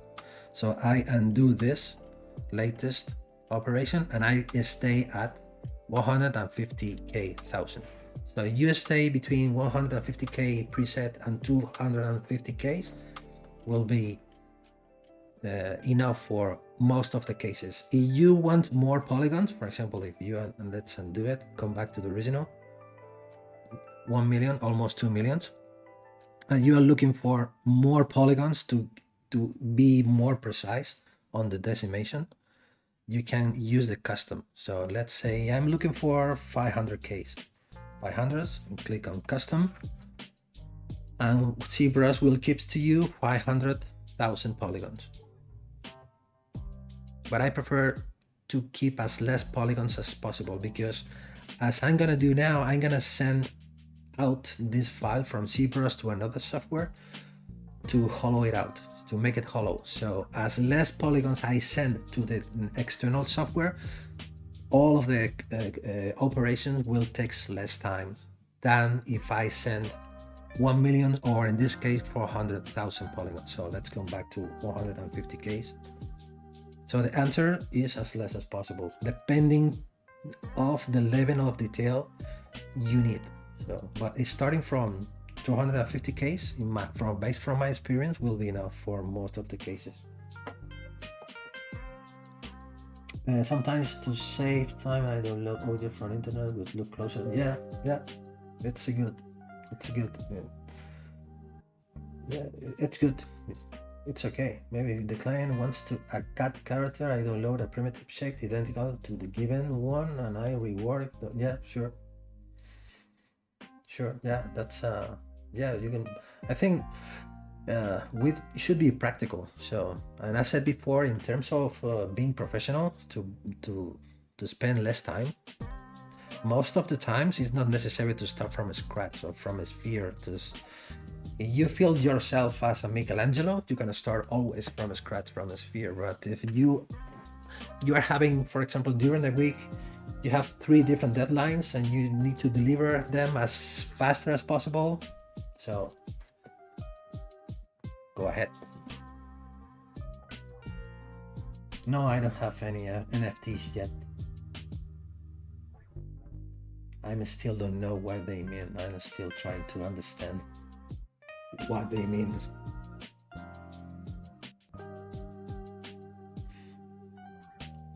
Have you ever used the wax printer to spin cast?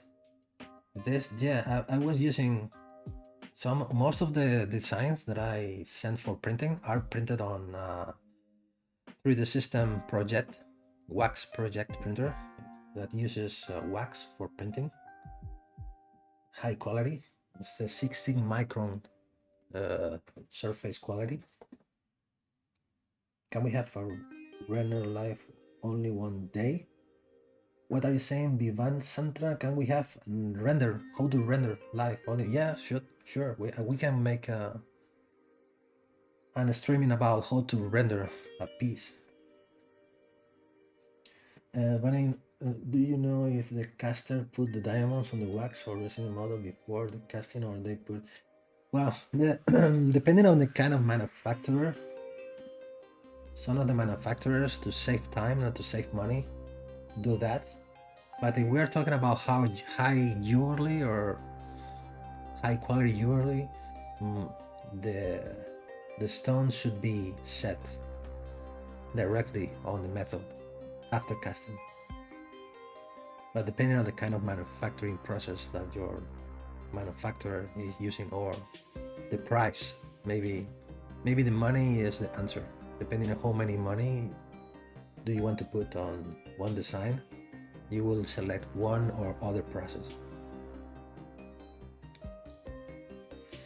Axai or paid. Damn, it's very difficult for me to pronounce your question. Axai or paid. I was waiting for your live session. Thank you very much. I try to explain. I try to do my best in explanation, but sometimes I feel that I'm not saying the right words, or I'm not saying. I don't know what I'm really saying, but I try to do my best in English. So I hope that you are understanding to me what's all I want to say. I don't have any printer, but most of the designs that I sent to one friend that I have, they are printed on a wax printer.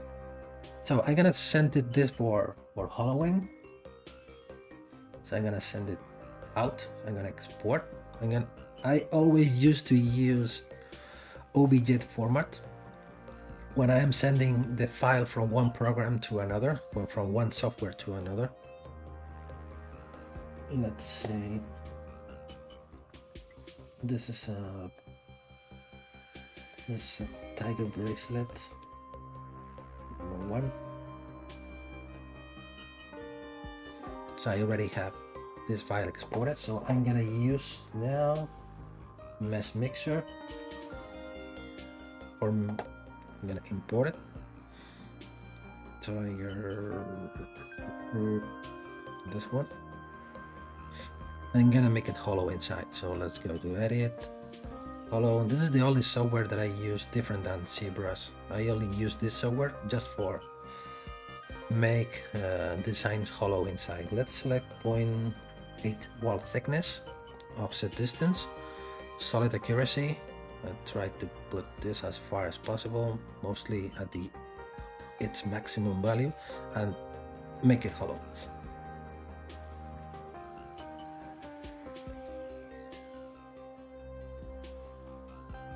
So I will get 2 different objects, the inside object and the external object.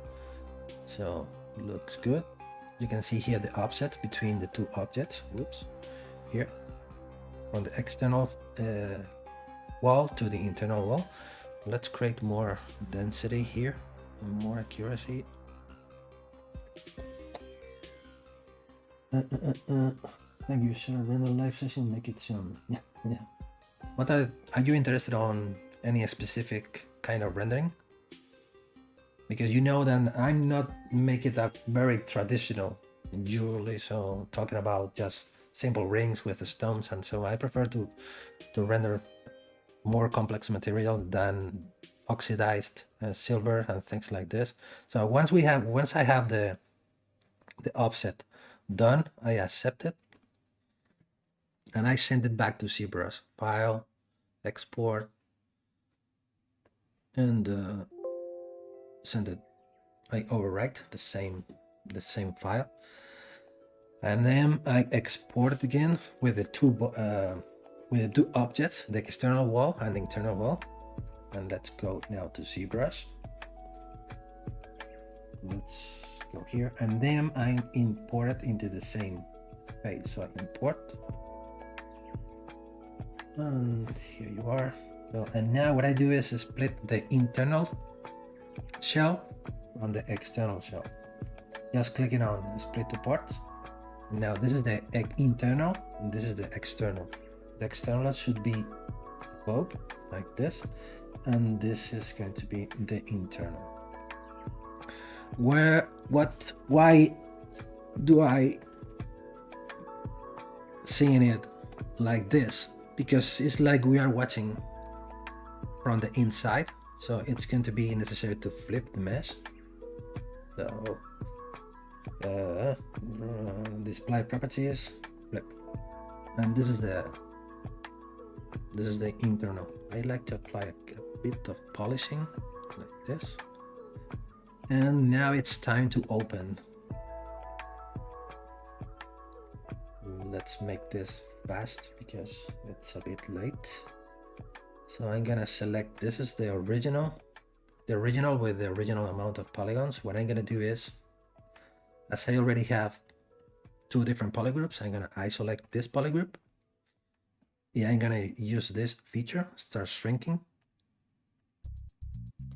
Now create a mask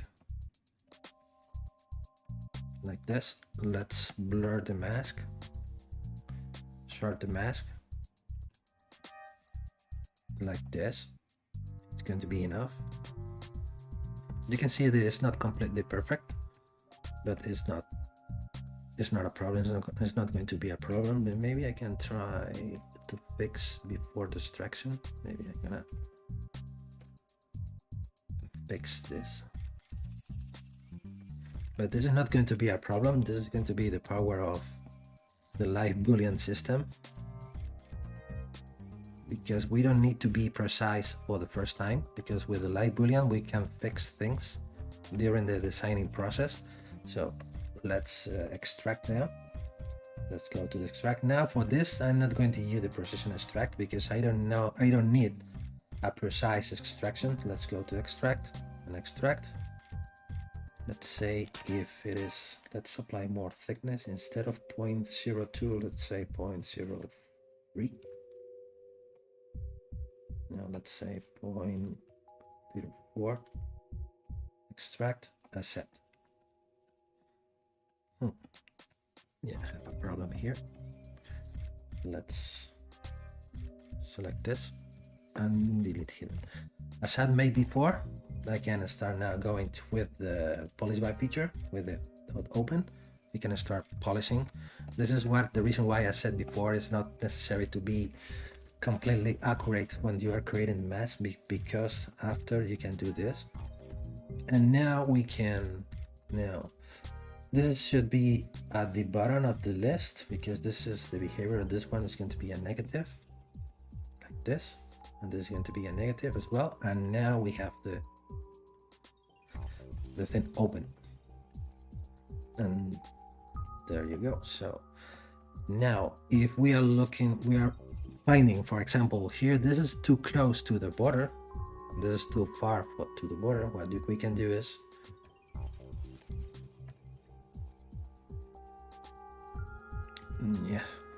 where is, I'm trying to make the brush size smaller. Well, yeah, here. This is the power of the live booleans. Let's turn the symmetry off.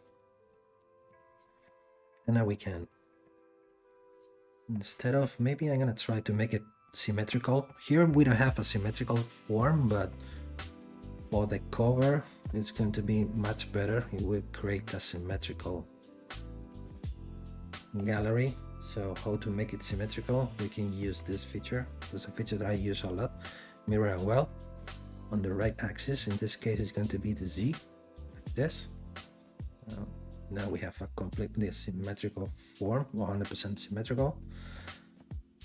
Maybe this is going to be enough. This is, if we need to know how far we are from the border, we can take the ruler or the transpose line, and here we have 1.3 millimeters. Maybe it's a bit too thin. What we can do is send it to the center, make it a little bit thinner like this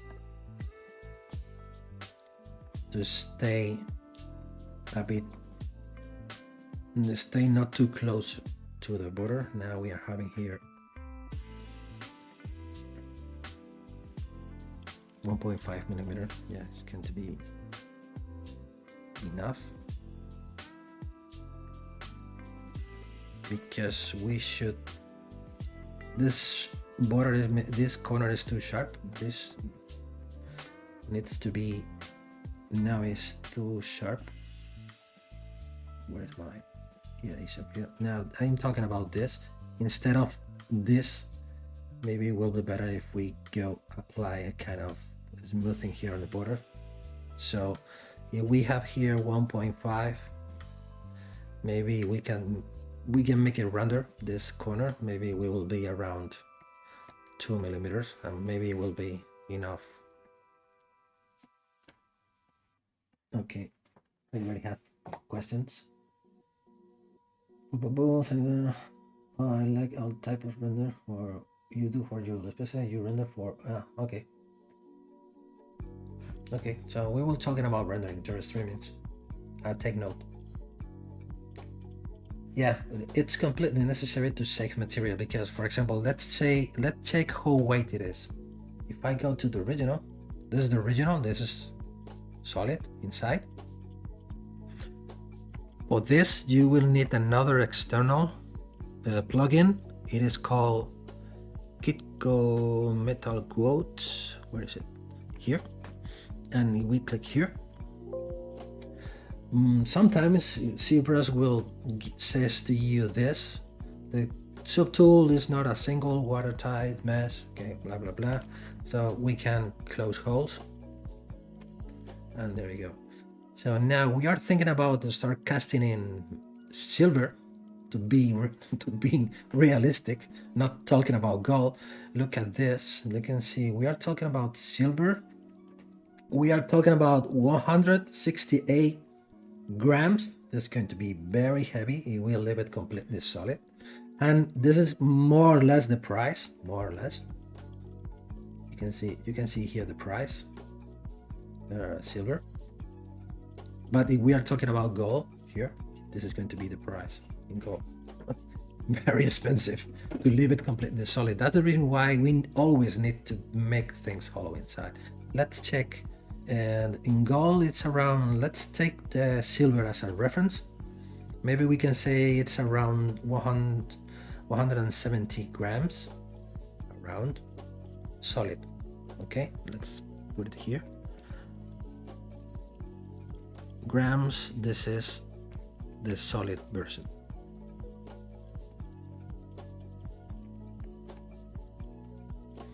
So let's see how weight is the hollow version. To know it, it's going to be necessary to make the Boolean operation that we already have now on the screen. So let's go to Boolean, make the Boolean mesh. Here it is. No, it's not this one. It's this one.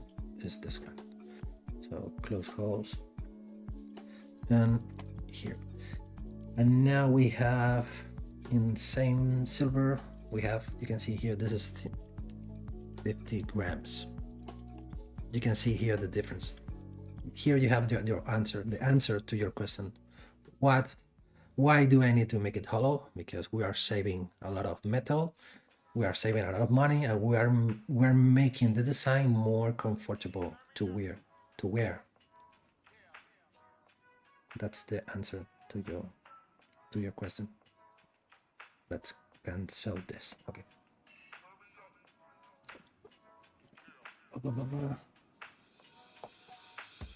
The Griffin brooch, yeah. I can take it as a reference for the rendering string. So make it hollow for saving material, first reason, and the second reason, and the main reason is for saving money.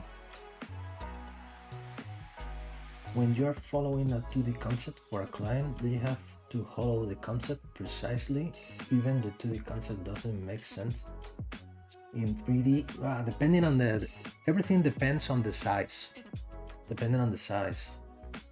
Depending on the kind of design that we are talking about, some design has sense to make them hollow and some not, depending on the kind of design. But you should know it on the 3D. When you are having a 2D sketch or a 2D idea of a design, till you are not working with the 3D object, you are not going to know that it's going to be necessary to make it hollow or not. Because for that reason, this plugin is going to be very useful, because you're going to know how weight is going to be, so it's going to be comfortable to wear, or it's going to be too expensive. If you are seeing that it's going to be too expensive or too heavy, you're going to start thinking about how to make it hollow, where you can remove material from the inside. It's the first choice, but you can make it smaller as the second choice. So you should be taking different decisions to make the design lighter.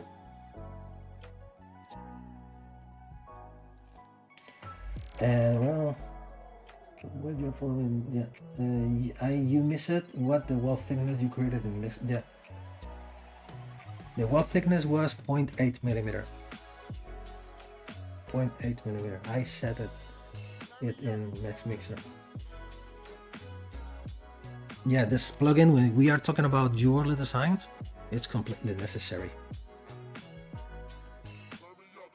Maria Fernandez, is the size up? What do you mean, Maria? Is the size up?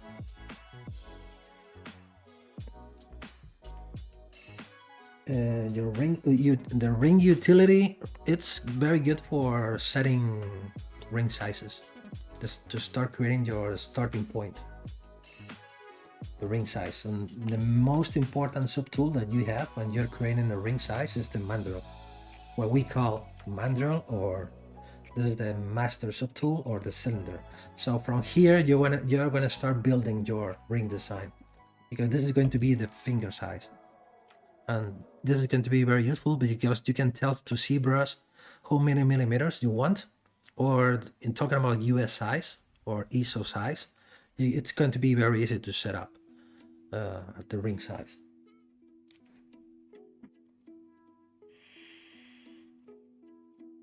Seven millimeters, 7 centimeters for a ring. This is not a ring. I don't know, the people are still thinking that I am making a ring. This is going to be a bracelet. Where I am here. This is going to be a bracelet, or a bracelet, or a bangle.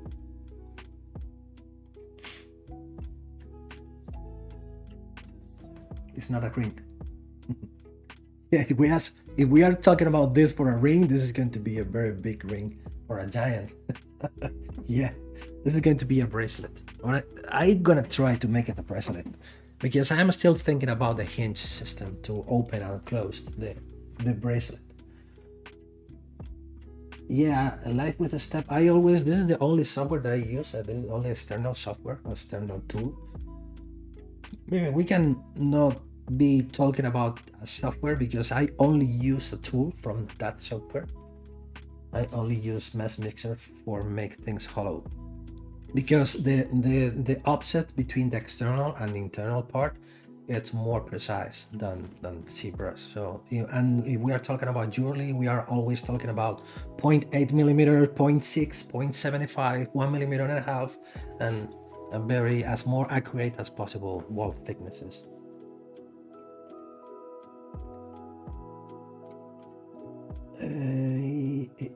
The tool that you use for measuring the inner wall, your Rulo Gramont is asking the tool that you use for measuring the inner wall. I don't know how you get it to. And are you saying that the tool I was using for creating the internal mesh? This is a mesh mixer. The software mesh mixer. If we want to check, for example, we go here. This is what I do to check the wall thickness. What we can do is, for example, we can grab this, and now we can go here. We can turn on the double, and now here we have a distance. We can take a measure from a distance, from point to point,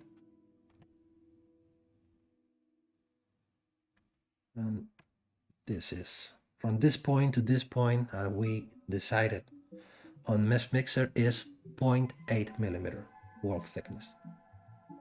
You can see it's very precise. This is the only thing that I missed on ZBrush. So here, for example, here I can take a measurement here again, from this point to this point. You can see we are getting 0.7534, maybe.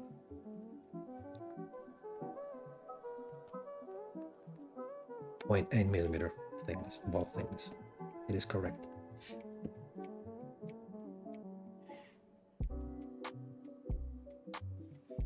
Do you try your design? Yeah, I always try as more as I can to bring to life my designs.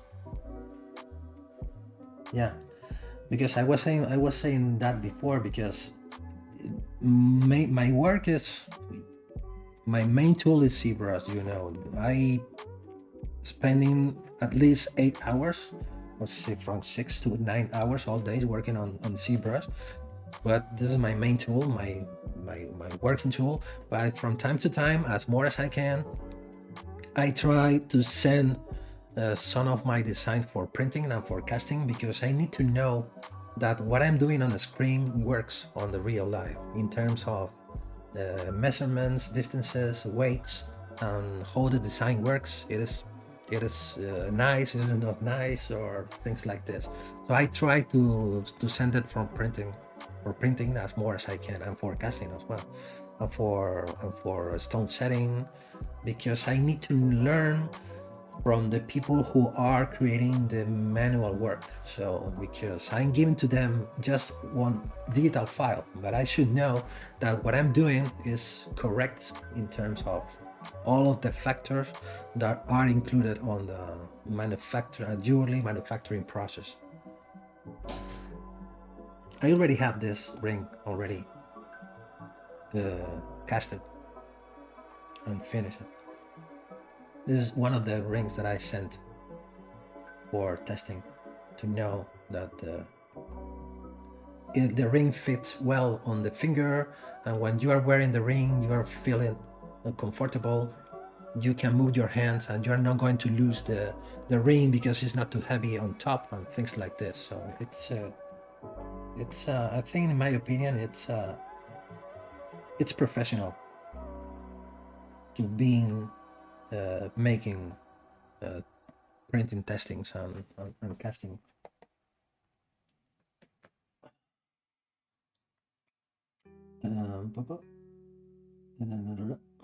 Gracias, David. Live in Mesh Mixer, can you select what part of the model you want to hollow? No. Mesh Mixer is just hollowing out the whole thing.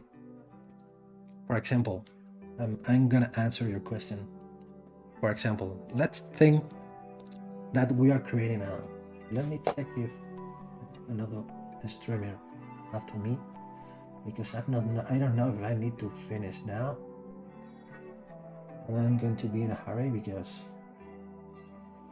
the 2 hours are done. Let's create the calendar. Let me check the calendar because I still have a lot of. Yeah, I should finish as soon as I can. No, I'm sorry. Today have been very fun because we have been talking about many different things.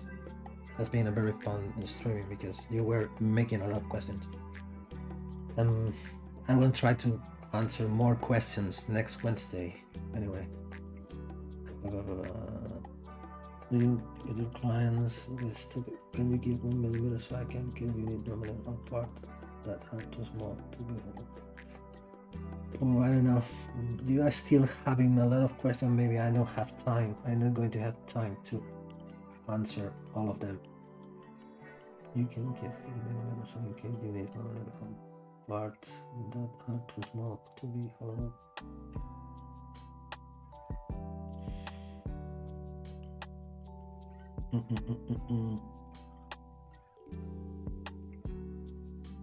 Yeah, I don't make my own jewelry designs.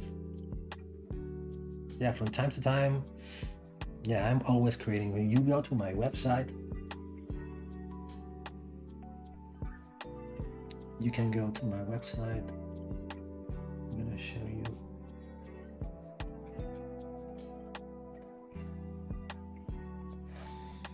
You gotta go to my website. It's easy to remember. I'm gonna put it on the chat. Well, today I added.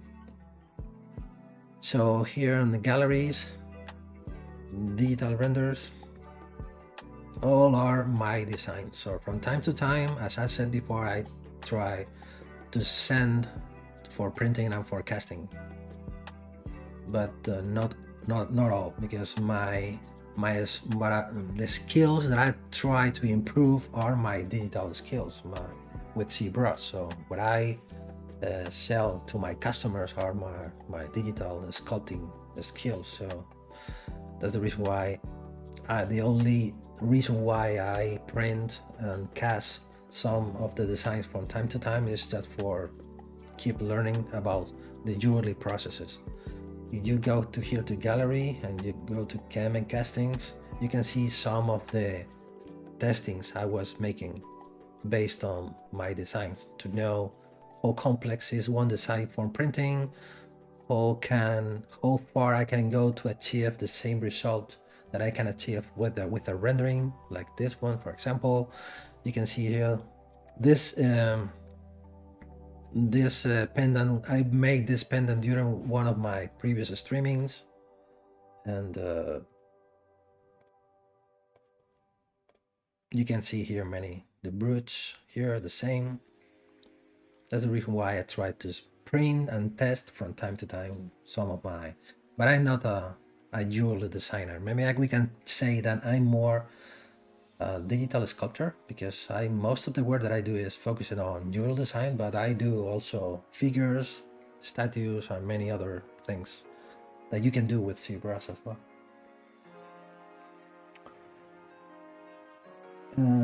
Yeah, okay, I'm gonna say goodbye because it's a bit late today, because we were having a lot of fun with a lot of techniques, questions. I like you were.